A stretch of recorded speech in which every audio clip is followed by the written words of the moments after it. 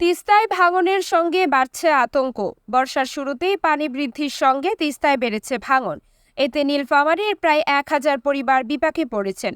সম্প্রতি এক দফা বন্যার পর বেড়িবাঁধেও ভাঙন দেখা দিয়েছে। শিগগিরই ব্যবস্থা নেওয়ার দাবি এলাকাবাসীর। এদিকে জনপদে পানি ঢুকে পড়েছে, ফসলের জমি ও গাছপালা ভাসিয়ে নিয়ে যাচ্ছে। তিস্তার পানি বাড়ায় সম্প্রতি ডিমনা উপজেলার বুড়ি তিস্তা বাঁধের প্রায় ২০০ মিটার এলাকা ভেঙে যায়। এতে ২ শতাধিক পরিবার পানিবন্দী হয়ে পড়েন। আর পানি নামতে শুরু করলেও ভাঙা বাঁধের সংস্কার না হওয়ায় স্থানীয়দের আতঙ্ক পিছু ছাড়ছে না।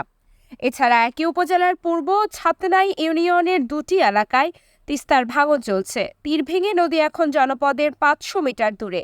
এই ইউনিয়নের ৩ ও ৪ নম্বর ওয়ার্ডে সরকারের ২টি গুচ্ছ গ্রামও রয়েছে। এলাকাবাসী বলেন, প্রতি বছর ঘরবাড়ি ভাঙে আর আমরাও ছুটে বেড়াই। আর যখন নদীতে পানি বাড়ে তখন ভয়ে রাতে ঘুমাতেও পারি না।